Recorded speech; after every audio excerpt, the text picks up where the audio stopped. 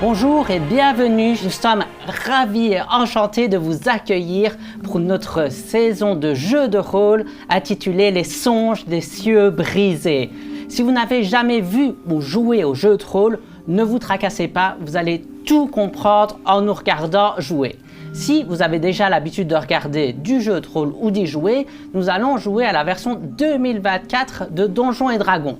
Et nous filmons ça avant la sortie de la traduction francophone. Donc, si nous faisons des erreurs ou s'il y a des erreurs de traduction, n'hésitez pas à faire des offrandes aux divinités algorithmiques et à aller poster dans les commentaires. Trêve de plaisanterie, nous allons commencer à jouer. Et pour jouer, il faut bien sûr des joueuses et des joueurs. Et donc, je vais inviter nos joueuses et nos joueurs et notre joueur à se présenter rapidement. Juste votre nom et qui vous allez incarner lors de cette campagne, en commençant par le fond de la salle. Moi, c'est Donna et je vais jouer Trim, une alpheline barde glamour. Moi, c'est Manon et je jouerai Deldrachtel, une clerc du savoir et de la connaissance académique. Je m'appelle Raphaël et je vais jouer Zarek, un tieflin ensorceleur avec un méchantasme arcanique. Et sans plus tarder, nous allons commencer. Nous descendons dans des cieux et nous voyons une île qui ressemble vaguement à un lamentin, une longue île élongée. Et là où il y aurait la tête, on voit une ville de marbre qui est couverte de drapeaux colorés un peu partout dans toutes les rues. C'est une ville de taille moyenne avec une vingtaine de milliers d'habitants et de longs quais qui s'élancent dans les cieux. Et venant juste de débarquer d'un petit vaisseau sans prétention, nous voyons Trim. Trim, est-ce que tu peux te décrire ton personnage? Tu viens d'arriver dans cette ville, fouillant les circonstances que tu connais de ta vie et tu es là pour chercher un nouveau départ ou pour pouvoir t'éloigner encore plus de ton ancienne vie. À quoi est-ce que tu ressembles et qu'est-ce que tu cherches dans cette ville? Il y a vraiment peu de gens sur les quais et les gens semblent être vraiment dans le centre-ville, cette ville elfique de marbre blanc.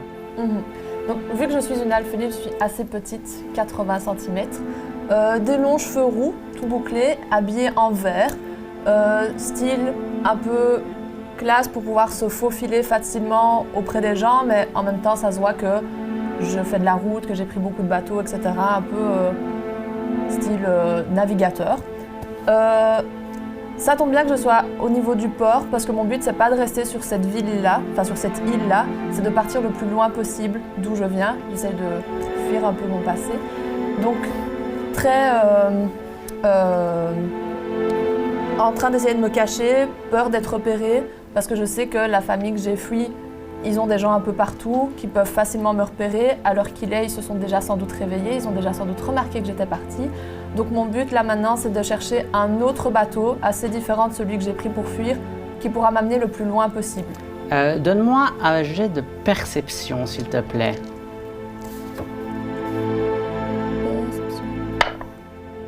18. Parfait.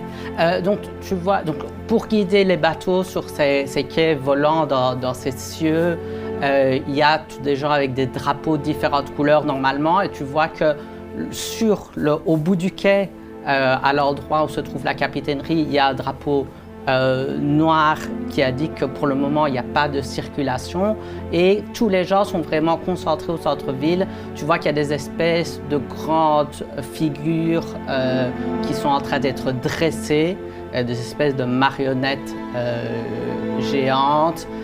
Tout le monde a l'air d'être au centre-ville, ça a l'air d'être un jour de fête au sein de cette nouvelle ville où tu viens d'arriver. Ok. Il n'y a même personne en termes de navigateur personnel de bateau? Non, il y a juste quelques gardes, mais ces jours de fête, tu es arrivé juste au dernier moment avant que les quais soient clôturés pour cette journée de célébration. Donc, qu'est-ce que tu fais? Je vais au centre en me faisant le plus discrète possible, essayer d'un peu fouiller les poches des gens pour ramasser ce que je peux ramasser. D'accord. Donne-moi un jet de discrétion.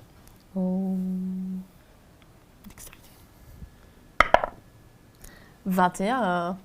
Donc, tu te faufiles dans la foule. De toute façon, la plupart des gens sont extrêmement occupés et tu commences à prendre ton mal en patience en regardant ce qui se passe et quelle est cette journée de carnaval. Tu vois des représentations des géants, des marionnettes avec quelques sorts mineurs pour donner... Et toutes les rues sont décorées de façon différente. Donne-moi un jet d'histoire. Je sais que je suis vraiment pas douée en histoire. Ah, c'est comme ça. 12. Donc, tu vois des représentations de ce qui semble être différents mondes et tu sais que ces cieux qui s'appellent Tucson Frégrande ont été peuplés par... Donc, il y a plus d'un millier d'années, il y avait un empire de géants qui dominait le sol et ce monde qui s'appelait à ce moment-là Praven. Et ces géants avaient un empire conquérant qui envoyait des armées de Goliath à travers le multivers et de nombreuses civilisations se sont alliées pour venir combattre ces géants et les empêcher de continuer de mettre à sac le multivers. Et ce que tu vois, c'est la représentation. Chaque rue est décorée de façon différente avec les représentations des différents anciens mondes de toutes ces civilisations et de tous les gens qui sont venus. Et tu vois tous ces géants qui sont en train de courir et vraiment en train de mettre à sac ces différents mondes. Et puis, au bout d'un moment, tu vois tous des enfants qui sont habillés de costumes colorés pour représenter les héros de légende qui viennent avec des petites armes, des épées, des arcs et qui viennent combattre ces géants au travers des rues pour représenter le combat qu'il y a eu il y a 1 millier d'années. Et à ce moment-là, tu vois un petit garçon qui doit avoir une dizaine d'années, qui a vraiment une armure extrêmement apprêtée, avec même quelques sortilèges mineurs qui dénotent vraiment d'une classe assez... Oui, et tu vois qu'il a une bourse d'or à ses côtés, juste facilement attrapable. Est-ce que tu vas pour cette bourse d'or? Oui. Donc, du coup, tu peux me donner un jet d'escamotage. Toujours dextérité.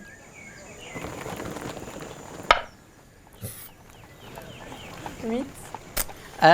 Donc, tu vas... tu l'attrapes et tu as l'impression que dans toute cette...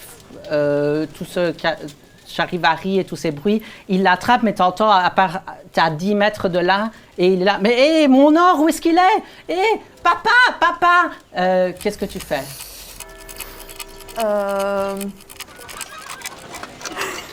Il est déjà parti, donc il est un peu plus loin que moi. Il est à une dizaine de mètres. Il y a vraiment, tu es dans une foule.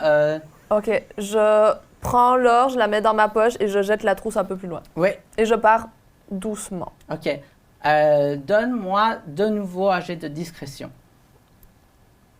Yes. 9. Je peux pas toujours réussir. Tu vas pour t'éloigner et soudainement tu vois 2 gardes qui sont juste derrière toi et qui sont là. Madame, on vient de voir ce que vous avez fait. Venez avec moi. Et tu as 2 gardes elfes qui t'emmènent. Est-ce que tu essayes de faire quelque chose ou tu les laisses Je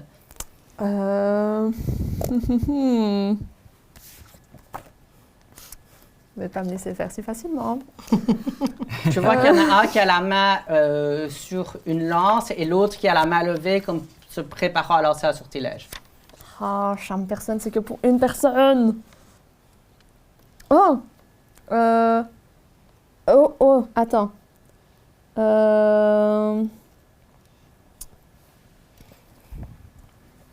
J'essaie de faire illusion mineure pour créer une image d'un... Il y a quoi comme animaux? Genre, il y a des chevaux dans ce monde? Oui.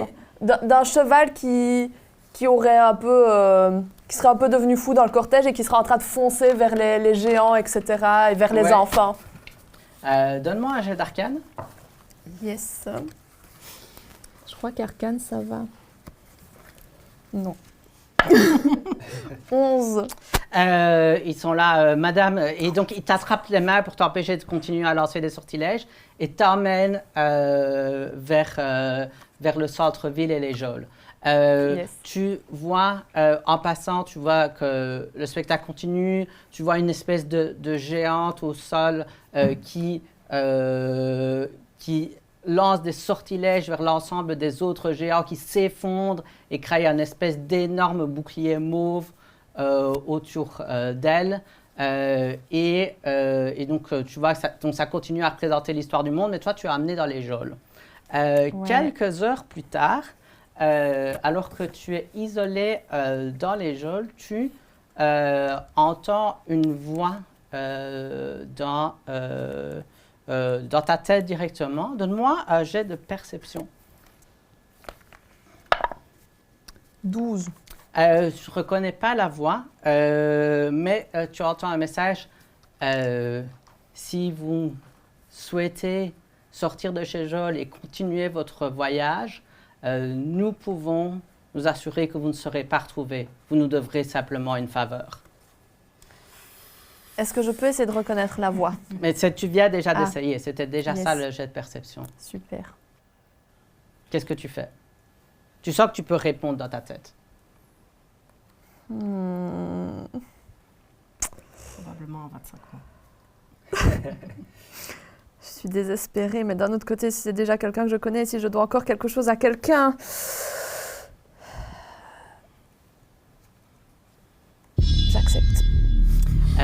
Et donc, tu n'entends plus rien, mais simplement la porte s'ouvre et tu entends des messages régulièrement. On te guide, on t'emmène dans un endroit où un repas est servi pour toi sans qu'on ne te fasse aucun commentaire. On tue à l'abri pendant quelques heures et puis il y a un énorme vaisseau à 3 mois d'une forme que tu n'as jamais vue avec vraiment... il est 5 fois plus grand que ceux dont tu as l'habitude de voir, vraiment d'une forme allongée avec... Tu as l'impression qu'on pourrait mettre plusieurs personnes, plusieurs centaines de personnes en cale et vraiment les différentes voiles sont couvertes de runes et on te fait rentrer, tu es sur la liste alors que tu n'as donné ton nom à personne et tu te trouves vraiment la guider jusqu'à être dans... le vaisseau en devant une faveur à quelqu'un. Yes. Mais tu es emmené vers un vaisseau qui part vraiment très très loin d'où vous êtes. Yes. J'aimerais dire que je ne regrette rien dans ma vie, mais c'est pas vrai. Et donc, quelques semaines plus tard, Daldrashtel, tu vois le monde de Tuzan Frégrande déployé devant tes yeux, car tu es dans les cieux, au-dessus de la planète. Et d'habitude, tu es plutôt dans tes quartiers trachéides, mais là, tu es dans ces espèces de grandes ruines Azimar avec ton vaisseau qui est au centre de celle-ci, alors qu'il se prépare à faire descendre ton vaisseau dans les cieux de Tuzan Frégrande. Tu as reçu des instructions de Kriv, ton maître, que pour ta dernière journée dans les hauts cieux, tu étudies et médites sur l'histoire de Tuzan Frégrande et de Praven, son ancien nom. Où est-ce qu'on te retrouve à ce moment-là et qu'est-ce que tu fais? Donc, je vais me décrire peut-être aussi d'abord. Oui, pardon. Daldrashtel, c'est une drachéide de bronze. Elle fait 1,95 m, donc beaucoup plus grande, mais pour un drachéide, dans sa famille en tout cas, c'est plutôt normal. Elle a vraiment tout ce qui est de plus normal en termes de drachéide, rien d'exceptionnel, si ce n'est que sur son front, il y a une petite gemme qui est placée et qui est vraiment fixée dans son front depuis sa naissance. En fait, c'est une gemme avec des reflets un peu bleutés qui, soi-disant, vient de sa déesse Eiganji, qui représente le fait que c'est une claire. Et là, maintenant, elle est en train de méditer. Du coup, elle est à genoux dans une salle. J'imagine qu'elle a une petite salle de prière et qu'elle est dans sa salle de prière en train de méditer avec quelques livres ouverts autour d'elle pour pouvoir aller rechercher des informations, puisqu'elle est en train d'essayer, en fait, de faire les différentes connexions qu'elle a pu trouver dans les différents livres qu'elle a. Est-ce que tu peux me donner un jet d'histoire et aussi me préciser si Daldrachtal s'est concentré sur un sujet en particulier, sur l'histoire de Tozan Frégrande? Elle s'est concentrée, je pense, sur l'Octum en particulier, donc tout ce qui est comment on arrive à avoir de l'Octum, qu'est-ce qui se passe à ce niveau-là. Ouais.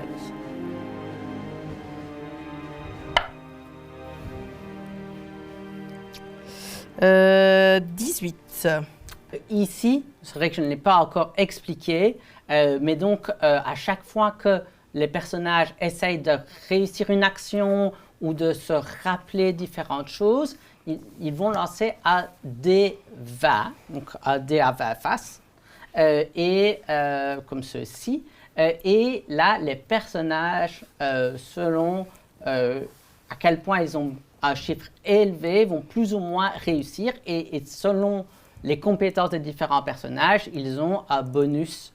D'ailleurs, ici, Daldrachtal, tu avais fait combien sur le dé et quel est ton bonus? J'avais fait 14 et j'ai un plus 4 en histoire. Voilà, parce que c'est en tant que prêtresse du savoir, c'est quelque chose qu'elle maîtrise, elle a l'habitude de chercher différentes connaissances académiques. Et donc, concernant l'histoire de l'Octum, donc tu sais que ce monde qui s'appelait Praven auparavant était dominé par un empire de géants, jusqu'à ce qu'une flotte d'aventurières, de soldats de différents mondes se rassemble pour essayer de mettre fin à cet empire, ou en tout cas les empêcher de se déplacer à travers les mondes. Mais ce qu'il s'est passé, c'est qu'ils ont réussi à casser les principaux rituels qui étaient mis en place pour créer des portails permanents vers différents mondes. Mais en ce faisant, ils ont complètement détruit pendant plusieurs siècles la possibilité de se téléporter ou de rejoindre le plan astral depuis le monde qui s'appelait à l'époque Praven. Et donc, cette flotte se sont retrouvées bloquées sur Praven. Et les géants, à ce moment-là, pour se protéger, ont créé un rituel pour créer un énorme bouclier autour de la planète.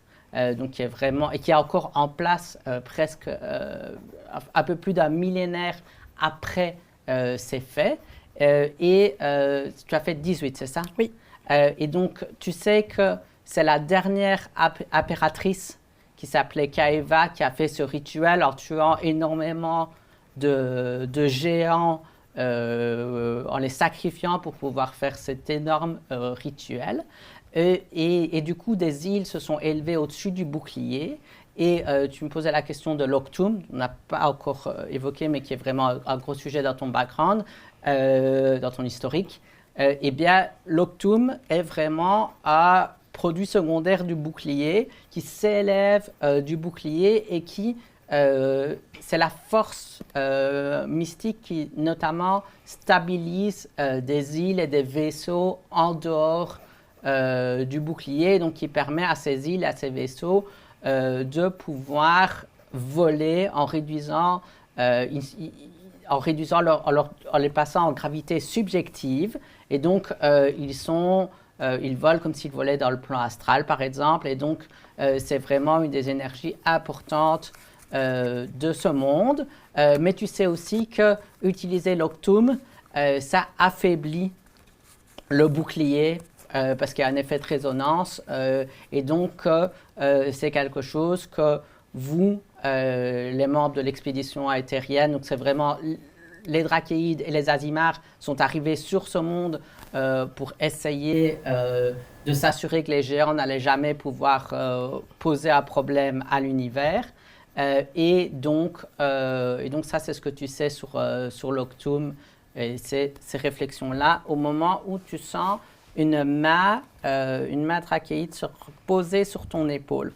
Tu remarques que ta sœur Alicrax, une drakéide avec plusieurs cicatrices le long du visage, une dizaine de centimètres de plus que toi et vraiment des muscles extrêmement dessinés. Donc pose la main sur ton épaule. Alors, petite sœur, est-ce que tu es prête à aller te mélanger au milieu de tous ces ingrats? Eh bien, tu sais, je pars à l'Igrax. Je ne sais pas, j'espère que ça va bien se passer. Comment est le monde?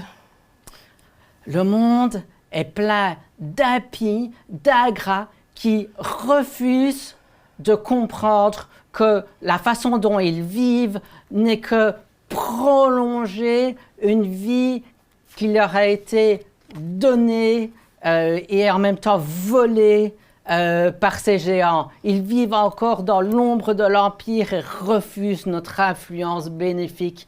Et cette concordat est vraiment une mauvaise chose. Mais nous devons faire ce que nous devons faire et nous devons suivre les ordres qui nous sont donnés. J'ai un cadeau pour toi. Un cadeau? Elle se retourne, elle fait signe, il y a un soldat qui était un peu en retrait à l'entrée de cette petite salle de prière qui amène une boîte et te l'attend. Je suis toute confuse parce que c'est la première fois que ma sœur me fait un cadeau de toute ma vie. Donc, je l'ouvre avec beaucoup de perplexité, presque prête à être attaquée par quelque chose. Et donc, genre, je suis à 2 doigts de pouvoir taper, quoi. Tu ouvres la boîte et tu vois une longue vue sur un trépied avec un petit miroir sur le côté, différents symboles mystiques dessus. Qu'est-ce que tu fais? Je sors la longue vue, toujours. Je suis pas persuadée qu'il n'y a pas un piège derrière cette longue vue, parce que ma sœur est connue pour me faire des pièges et pour m'attaquer de façon très... Donne-moi un jet de perspicacité. Perspicacité, ce sera 22, parce que j'ai plus 1. T'as pas ni le soldat et encore moins ta sœur ne semble être genre, il va avoir quelque chose d'hostile, mais tu te sens vraiment jugé par ta sœur. Elle a l'air de vraiment vouloir... Elle attend quelque chose de tes réactions et c'est un test. C'est clairement un test. OK. Voilà, c'était pas le même genre de test que ce à quoi je m'attendais. Mais du coup, je sors la longue vue et il y a des runes, c'est ça le long. Oui. Donc, j'essaye de genre passer ma main sur les runes et peut-être de voir s'il y a de la magie que je peux donner ou qui peut sortir de cette chose. Tu peux me donner un jet d'arcane. 20 naturel. Donc, tu examines l'objet sous tous les angles. Tu sens ta pierre qui s'illumine légèrement avec la possibilité d'utiliser un sort d'identification que te permet cette gemme. Mais tu n'en as pas besoin parce que tu reconnais tout de suite l'objet. C'est quelque chose qui t'avait un peu intrigué. Ça a la forme d'une longue vue, mais ce n'est pas fait pour regarder au loin. C'est fait pour te permettre de voir à quoi tu ressembles de loin. C'est une longue vue d'apparat. Il y a des sortilèges d'illusion et d'enchantement, et tu peux la régler sur une certaine distance et un angle, et ça va simuler dans le miroir la vue depuis ce point.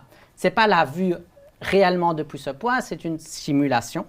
Et tu vois ta sœur qui te juge et tu réfléchis au fait que tu vas être la première de ta famille à te rendre dans un entourage qui ne sera pas un entourage de l'expédition athérienne, ce ne sera pas des Drakides, mais tu seras vraiment au milieu de gens du commun des mortels de Teusanfrégrand. Et sur ce vin naturel, tu comprends vraiment l'intention de ta sœur. Elle veut s'assurer que tu te présenteras au mieux, que tu comprends l'importance de tenir ton rang parmi le commun des mortels de Teusanfrégrand.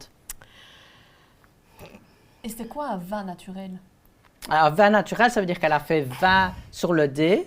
Dans un jet de compétences, ce n'est pas nécessairement un succès automatique, mais donc, dans Donjons et Dragons, chaque maître du jeu est libre d'un peu interpréter les règles à sa façon et un vin naturel de la façon dont on va jouer cette campagne, c'est le meilleur résultat possible dans la tentative qui a été faite.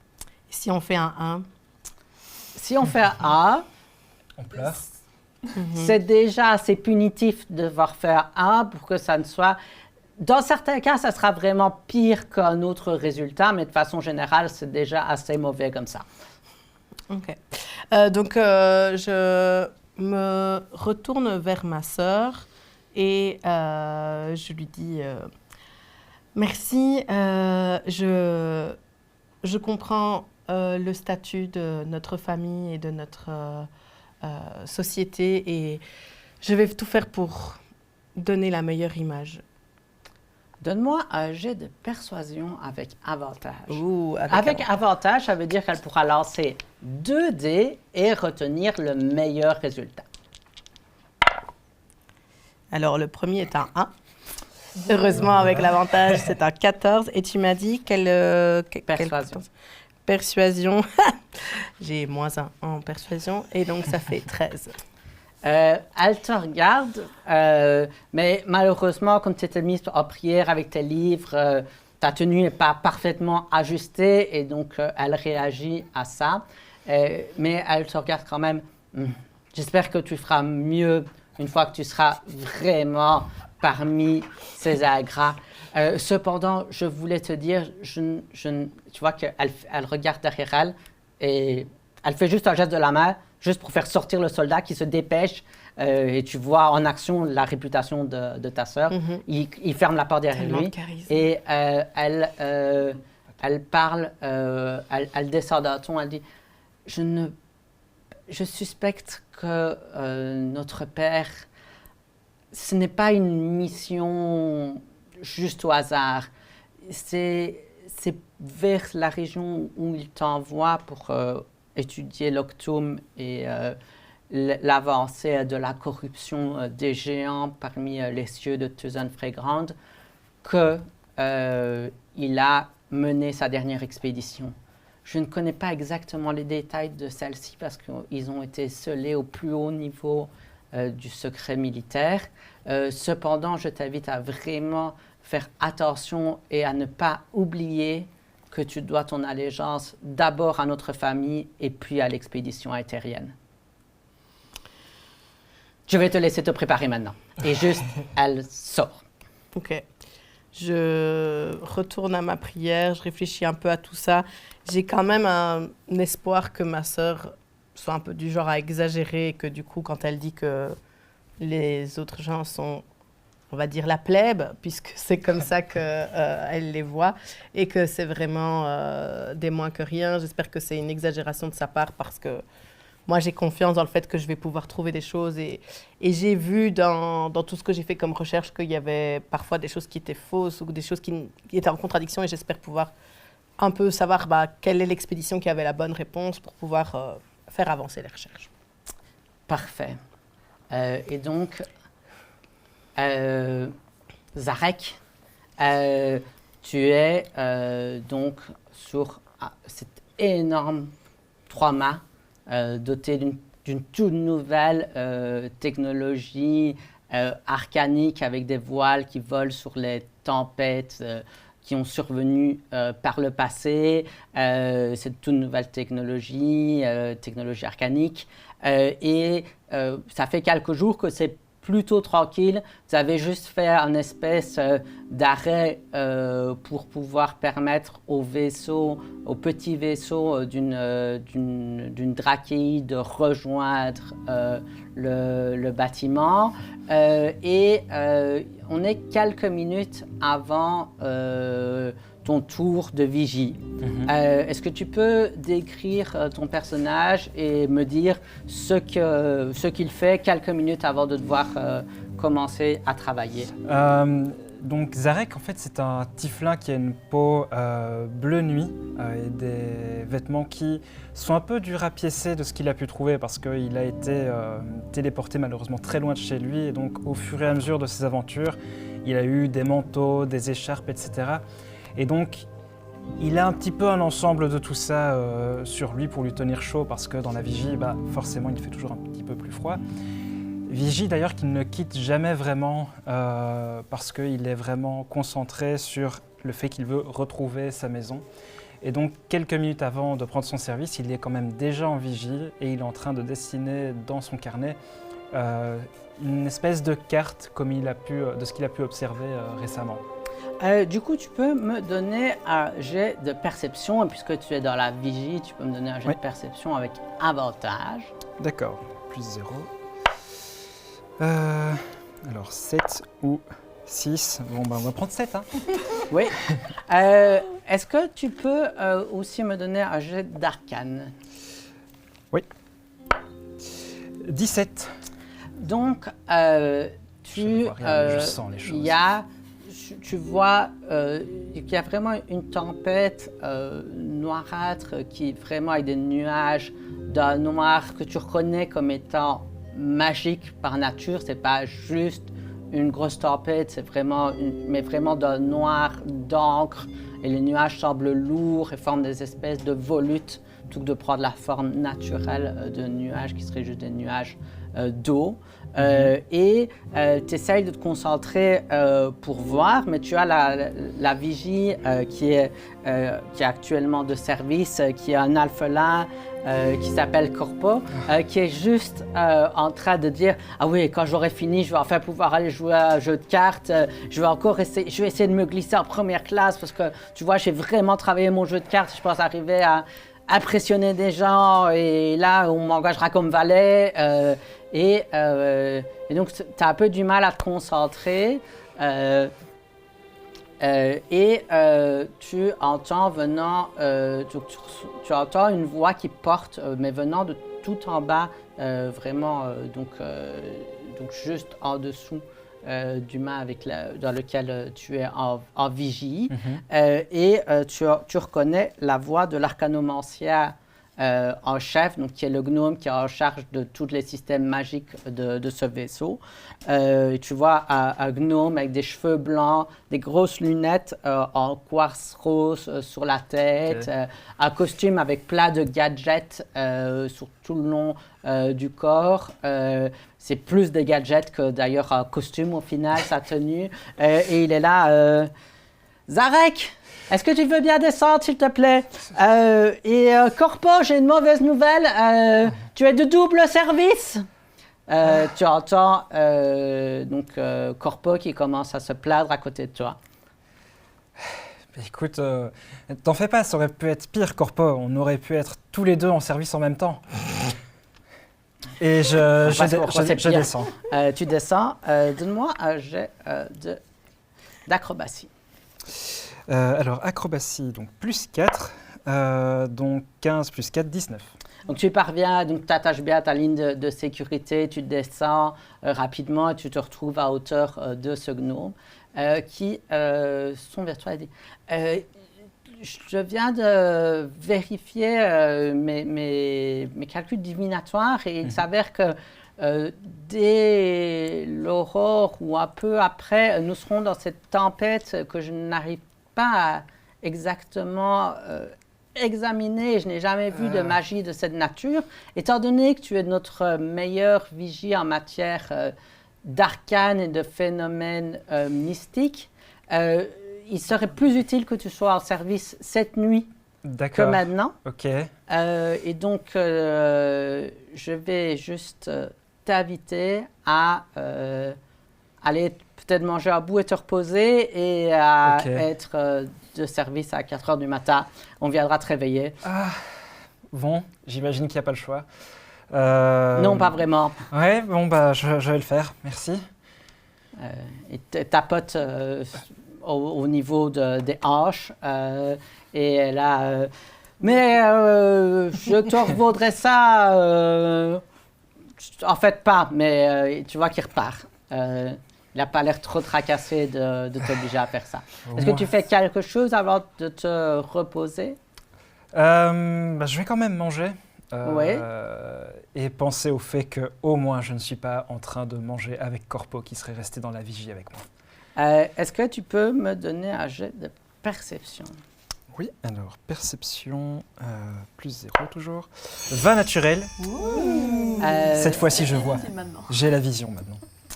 Donc, tu te diriges dans la cuisine, dans le mess réservé au personnel de ce vaisseau.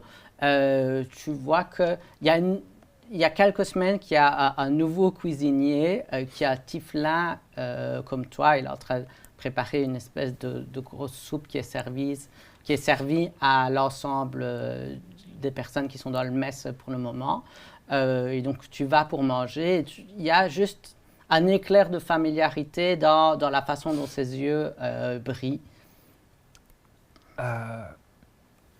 Quelque chose qui te rappelle la façon dont tes yeux brillent aussi, mais il n'y a rien, tu n'as jamais, à part que ça fait quelques semaines qu'il est au service du bateau, il est assez fin, peut-être même plus jeune que toi, et à la peau rosâtre et des cornes, des fines cornes pointues.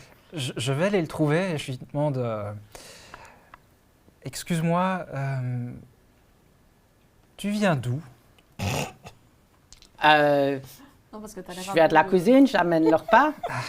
C'est pas ça que... Ah, tu veux savoir d'où je viens? Mais je viens de la République de Xata.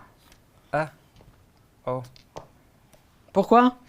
Je sais pas, je trouvais qu'il y avait comme un air de familiarité. Je me disais peut-être que tu venais du même village que moi.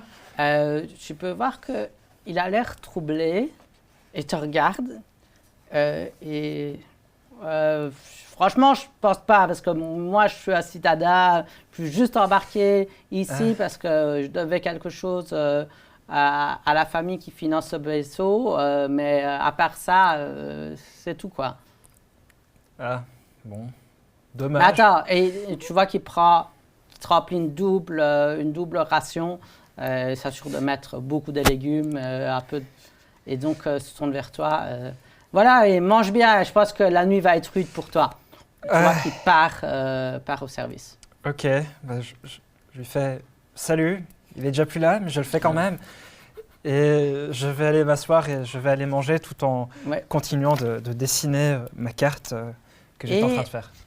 Tu te retrouves vraiment vite fort fatigué, avec le repas est vraiment copieux.